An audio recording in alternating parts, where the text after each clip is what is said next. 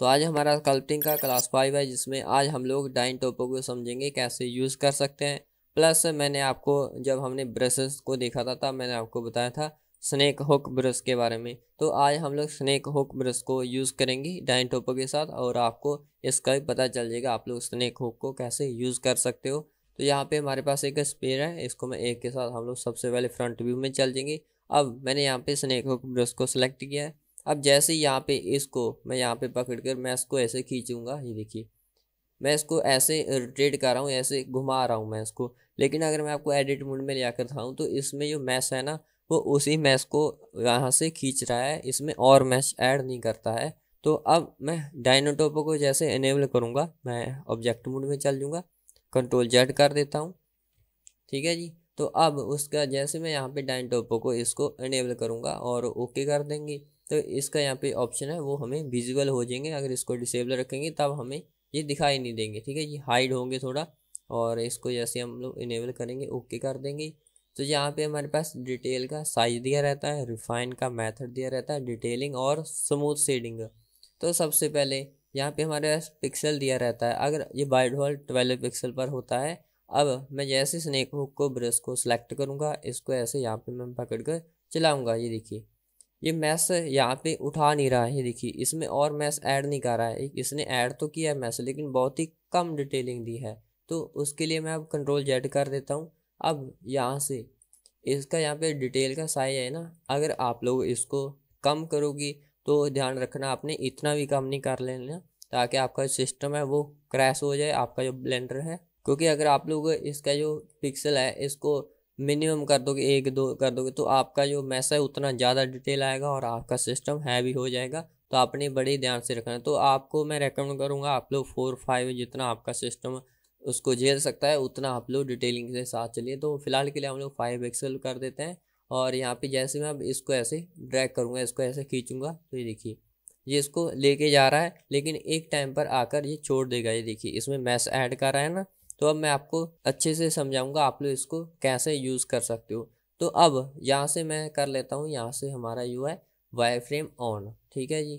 तो अब उसके बाद हमने यहाँ से रखा है अभी, मान लीजिए 12 पिक्सल कर दिया। अब यहाँ पे आपने ध्यान देना है, डाइन टोपो को हमने इनेबल किया, यहाँ से ड्रा ब्रश लिया और यहाँ से इसका सेटिंग है मैंने 12 पिक्सल किया है। तो फिलहाल के लिए अभी आपको मैं समझा रहा हूँ, अभी आप लोग इसको देखें, अच्छे से समझें कैसे यूज़ कर सकते हो। क्योंकि डायनो टोपो के साथ ही हम लोग अपना जो मॉडल होता है स्कल्प्ट के लिए उसको रेडी करते हैं। ठीक है जी। तो अब यहाँ पे जैसे मैं इसको ऐसे ड्रॉ करूँगा, ये देखिए हमारा जो वर्सेस होता है ना, वहीं से उसको और वर्सेस ऐड करता हुआ चला जाता है। ये देखिए अभी तो ये कुछ नहीं ऐड कर रहा है। क्यों नहीं कर रहा है ऐड? क्योंकि हमने इसका यहाँ पे जो डिटेलिंग का साइज है वो ज़्यादा रखा हुआ है। अगर मैं इसको 5 कर दूंगा तो देखिए इसमें मैश आना शुरू हो जाएगा। ये आप लोग देख सकते हो, जितना भी मैश होता है हमारा वर्सेज होते हैं उसको ये उठाता है और वहीं से हमारा जो मैश है उसको सब डिवाइड करता है। ये देखिए जितना भी मैं इसको जूम करूँगा उसमें और ज़्यादा डिटेलिंग ये देना शुरू कर देगा, जो कि हमारे के लिए बहुत ही अच्छा है जब हम लोग इसको स्कल्प्ट करते हैं। ठीक है जी। अब मैं कंट्रोल जेड कर देता हूँ यहाँ से।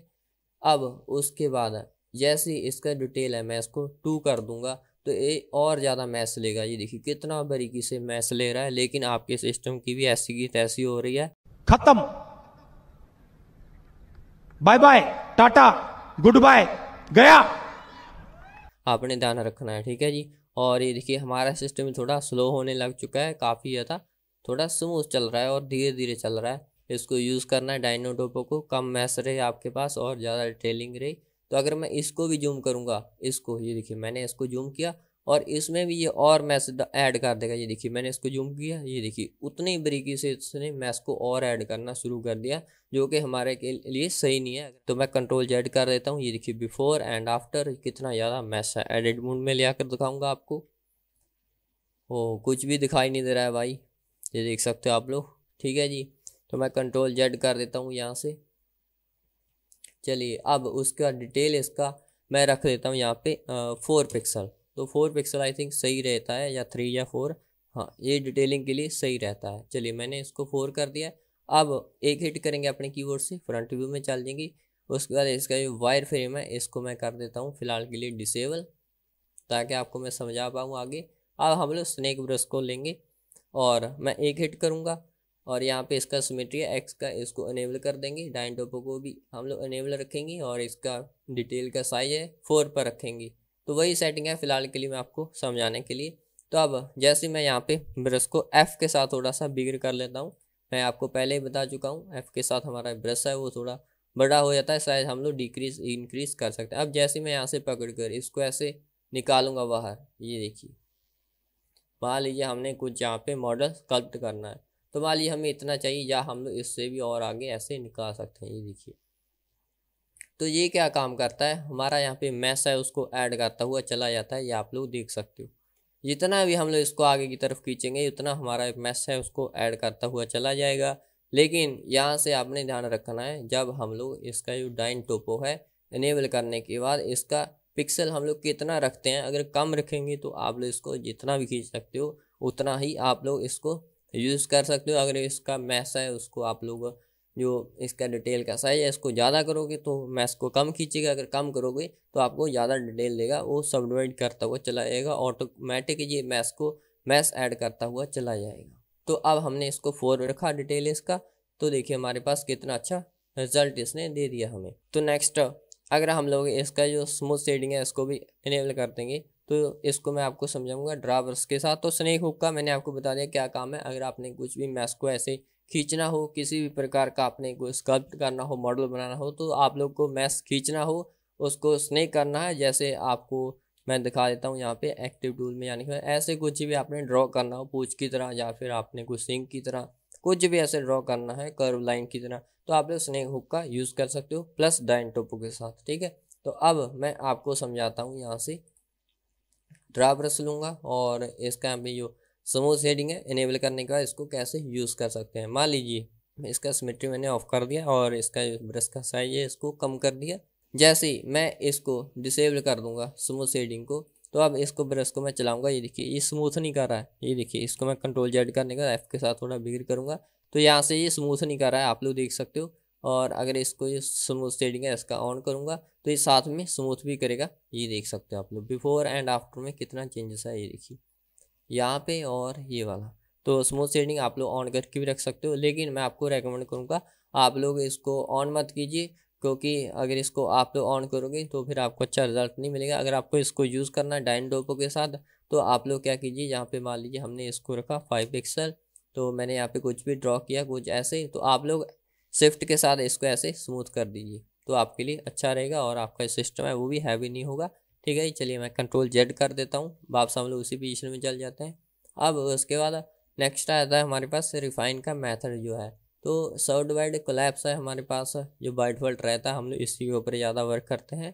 और नेक्स्ट हमारे पास आता है सब डिवाइड एज, तो फर्स्ट ऑप्शन है हमारे पास। तो ये सब डिवाइड एज कैसे वर्क करता है, मान लीजिए यहाँ पे हमारा डिटेल है इसको हमने 5 रखा, जहाँ हमने इसको कर दिया फिलहाल के लिए 10 कर दिया मैंने उसको। अब यहाँ से इसका वायर फ्रेम मैं ऑन कर लेता हूँ, आपको तब अच्छे से समझ लगेगा। तो यहाँ से हमने रखा 10 पिक्सल इसका डिटेल का साइज और सब डिवाइड एज रख लिया यहाँ से। तो अब जैसे ही मैं इसको ऐसे कुछ भी ड्रॉ करता हूँ, ये देखिए तो ये कुछ भी इसमें ऐड नहीं कर रहा है। अगर मैं इसको 5 कर दूंगा तो इसको ऐसे मैं चलाऊंगा तो ये क्या करेगा, हमारे एज को उठाएगा एज टू एज। पहले क्या था वर्सेज, तो वर्सेज उठा रहा था, अब ये क्या करेगा सब डिवाइड एज के हिसाब से चलेगा। तो ये कोलैप्स एज है, तो यहाँ से हम लोग बाय डिफॉल्ट रिफाइन मेथड है वो रखते हैं हम लोग सब डिवाइड कोलैप्स, तो यही रहता है। तो आपको डिटेलिंग के साथ चलना चाहिए, आप लोग डिटेल को समझे। तो इसको बाय डिफॉल्ट जो होता है उसी को आप लोग रहने दीजिए, अदरवाइज आप लोग यूज़ कीजिए इसको, देखिए कैसे आप लोग इसको यूज़ कर सकते हो। तो चलिए मैं आपको रिलेटिव डिटेल बताता हूँ जो डिटेलिंग का है। इसके अंदर हमारे पास 3-4 ऑप्शन दी रहती है, इसको समझेंगे। तो मैं कंट्रोल जेड कर देता हूँ। चलिए अब उसके बाद यहाँ पे अब है रिलेटिव डिटेल, बाय डिफॉल्ट हम लोग इसी को यूज़ करते हैं। नेक्स्ट हमारे पास है कांस्टेंट डिटेल। तो रिलेटिव डिटेल क्या काम करता है, सबसे पहले हम लोग इसी को समझते हैं तभी आपको आगे का ऑप्शन पता चलेगा।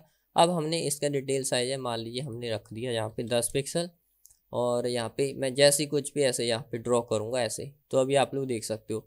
तो कुछ हमारा जो मैश है ना वो देख सकते हो आप लोग कहाँ से, ये देखिए मैं यहाँ पे चला रहा हूँ और यहाँ पे चला रहा हूँ, ये देखिए। तो हमारा यहाँ पे कुछ मैश है उसका यहाँ पे जो डिटेल है मान लीजिए हमने रिलेटिव डिटेल रखा है और अब तक ने हमने यही यूज़ किया है इसको। अब जैसे ही मैं इसको कर दूँगा कांस्टेंट डिटेल, तो यहाँ पे अभी 3 पिक्सल है बाय डिफ़ॉल्ट, मान लीजिए यहाँ पे मैंने कर दिया 5 पिक्सल।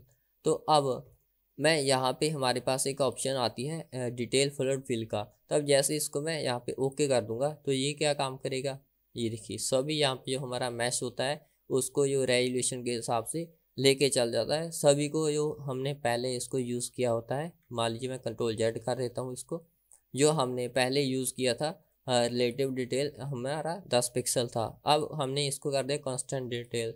तो अगर हम लोग इसको डिटेल फ्लड फुल कर देंगे तो सभी हमारा यहाँ पे कांस्टेंट डिटेल जैसे हमारा यहाँ पे चला हुआ था उसी को उठा लेगा। अगर हम लोग यहाँ पे जो इसका 5 पिक्सल रेजुलेशन रखने के बाद मैं इसको यहाँ पे चलाता हूँ तो अब क्या करेगा, इसी डिटेल को सब में फिल करेगा। जैसे मैं कर दूंगा इसको डिटेल फ्लड फुल, इसको मैं कर दूंगा तो सभी डिटेल को इसी के अकॉर्डिंग फिल कर देगा। ठीक है, तो मान लीजिए यहाँ से अब मैंने इसको कर दिया 2 पिक्सल कर दिया, तो मैं यहाँ पे चलाऊँगा इसको 2 पिक्सल कर दिया तो यहाँ पे चलाया। और जितना भी आप लोग यहाँ पे रखोगे, मान लीजिए 10 पिक्सल करना है हमें, 10 पिक्सल यहाँ पे चलाया, या फिर हमने कितना भी रखना है। तो अब मैं जैसे कर रहा हूँ डिटेल फ्लड फुल इसको, तो ये क्या काम करेगा, हमारा 10 पिक्सल के हिसाब से सब जो मैस है उसको रिकवर कर देगा। ये देखिए जो कि काफ़ी अच्छा है आपको, आपके लिए। आप लोग इसको जब यूज़ करोगे तब आपको अच्छे से पता चलेगा।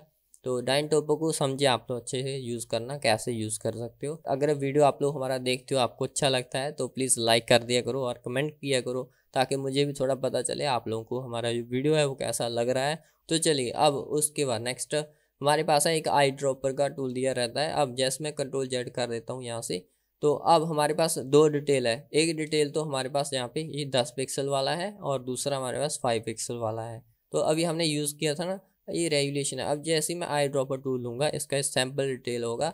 मान लीजिए हमें यहाँ पे चाहिए ये वाला 5 पिक्सल, इसको मैं क्लिक कर दूंगा तो यहाँ पे दोबारा जाएंगे डाइनटोपो में, तो हमारे पास उसी का डिटेल आ जाएगा। हाँ, पॉइंट थोड़ा इधर उधर हो सकता है लेकिन वो इसी को जो सैंपल होगा उसी को उठा लेगा। अब इसको डिटेल फ्लड फुल कर देंगे तो सब में जो हमारा सैंपल यही था उसी को उठाएगा जी। अगर हमें वापस जाइए, मान लीजिए मैं इसको अनेबल करने के बाद यहाँ से इस वाले सैंपल को उठा लेता हूँ, इस वाले को। ठीक है, तो अब दोबारा इसको देखेंगे, ये देखिए 10 था, अब ये 13.13 उठा रहा है, तो इधर उधर हो जाता है थोड़ा बहुत, तो कोई बात नहीं। तो डिटेल फ्लड फुल कर देंगे तो इसी को, ये सेम मेथड को उठा लेगा, ये देखिए। ठीक है, तो इसको ऐसे आप लोग यूज़ कर सकते हो। और नेक्स्ट यहाँ पे आ जाता है हमारे पास नीचे ब्रश डिटेल का। तो ब्रश डिटेल क्या काम करेगा हमारा, ये इसमें यहाँ पे परसेंटेज का दिया रहता है। तो परसेंटेज हम लोग 0.50 है और ज़्यादा से ज़्यादा हम लोग इसको 1000 तक कर सकते हैं, हम लोग इसको 1 लाख तक ले जा सकते हैं, और 10 लाख जितना मैक्सिमम हम लोग बहुत ज़्यादा इसमें कर सकते हैं। लेकिन मैं इसको बैक स्पेस के साथ जो वैल्यू होती है हमारे पास 0.25 था आई थिंक, हाँ 25% था, 25%।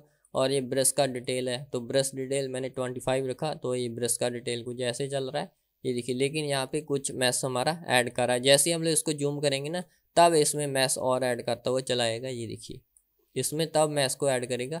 तो जब हम लोग हमारा स्कल्प्ट मॉडल होता है उसको हम लोग यहाँ पे जूम करके जूम इन जूम आउट करते हैं, तो उसके लिए आप लोग इसको ब्रश के अकॉर्डिंग चला सकते हो, या फिर आप लोग कुछ भी यहाँ पे सिलेक्ट कर सकते हो। और यहाँ पे इसका परसेंटेज रहता है, अगर इसको आप लोग मान लीजिए 100 कर देंगे हम लोग, तो इसको मैं यहाँ पे चलाऊँगा तकरीबन यहाँ पे, तो देखिए इसका थोड़ा मैस है वो उसको कम कर देगा।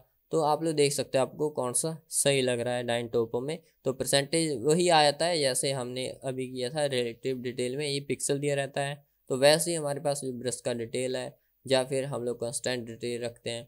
तो कुछ हमारे पास यहाँ पे रेगुलेशन बनकर आता है, कुछ आता है हमारे पास परसेंटेज बनकर, और कुछ पिक्सल बनकर। तो अगर कम परसेंटेज या पिक्सल या रेगुलेशन रखोगे तो ज़्यादा डिटेल आएगा, अगर ज़्यादा रेगुलेशन रखोगे तो कम डिटेल आएगा। ठीक है जी।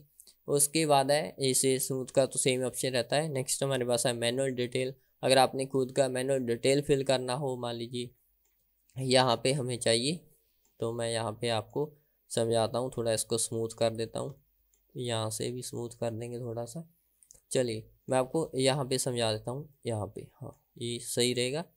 और नेक्स्ट हमारे पास यहाँ पे है, हमने सेलेक्ट किया मैनुअल डिटेल। अभी मैंने यहाँ पे 5 पिक्सल कर दिया, और उसके बाद यहाँ पे डिटेल फ्लड फुल, इसको अगर हम लोग कर देंगे तो 5 पिक्सल आ जाएगा सब में। लेकिन हमें ऐसा नहीं चाहिए, हम लोग इसको 5 पिक्सल रखेंगे, हम लोग मैनुअल डिटेलिंग के साथ चलना चाहते हैं ना। तो यहाँ पे इसको आप लोग पढ़ भी सकते हो। अगर मैं इसको मैनुअल डिटेल 5 कर दिया तो इसको मैं यहाँ पे जैसे चलाऊँगा, ये देखिए इसको थोड़ा जूम करेंगे तो ये मैनुअल डिटेल हमारा आ रहा है। अगर मैं इसको यहाँ पे कर दूँगा 10 पिक्सल, तो अब यहाँ पे इसको थोड़ा मैं चलाऊँगा यहाँ पे, तो देखिए ये डिटेल हमारा वही चल रहा है। तो अगर हम लोग यहाँ पे इसको कर देंगे डिटेल फ्लड फुल, या हम लोग आई ड्रॉपर से ये वाला डिटेल उठा लेंगे, तो उसके बाद यहाँ पे इसको मैं चलाऊँगा तब भी कोई भी ऑप्शन नहीं दिखाई देगा। तो मैनुअल डिटेल हम लोग इसको कर देंगे डिटेल फ्लड फुल, तब जो हमारा मैस है उसको ये कर देगा सभी को। ओके, तो आज हमने देखा कैसे हम लोग डायनाटोपो को यूज़ कर सकते हैं स्नेक हुक ब्रश के साथ। तो आप लोग इसको देखिए अपने तरीके से यूज़ कीजिए, अलग अलग मेथड है, डिटेलिंग के साथ जाइए, शेड स्मूथिंग के साथ जाइए, तो अपने तरीके से आप लोग इसको यूज़ करके देखिए, तभी आपको अच्छे से पता चलेगा। तो उम्मीद करता हूँ आपको इसके बारे में अच्छे से समझ लग गया होगा। अगर आपको ये कुछ पूछना है या कुछ क्वेरी है इससे रिलेटेड कुछ रह गया है तो नीचे कमेंट कीजिए इस वीडियो के। आप लोग मुझे इंस्टाग्राम पर फॉलो कीजिए, वहाँ पे अगर आपको कोई क्वेश्चन क्वेरी होता है तो आप लोग वहाँ पे मैसेज कीजिए मुझे, मैं वहाँ पे रिप्लाई सबका देता हूँ। हाँ, थोड़ा लेट जरूर हो जाता है लेकिन मैं सबका रिप्लाई देता हूँ अगर वो कुछ काम का होता है। और नेक्स्ट हमारा जो क्लास आएगा डे 6 आएगा, उसमें हम लोग देखेंगे रीमैश को, जो कि बहुत ही हमारा इंपॉर्टेंट टॉपिक है। तो हम लोग कैसे ज़्यादा मैश को रीमैश कर सकते हैं इसके बारे में हम लोग बात करेंगे। तो मिलते हैं नेक्स्ट क्लास में, तब तक आप लोग डायनाटोपो को यूज़ कीजिए, अच्छे से समझिए इसको कैसे यूज़ कर सकते हो आप लोग।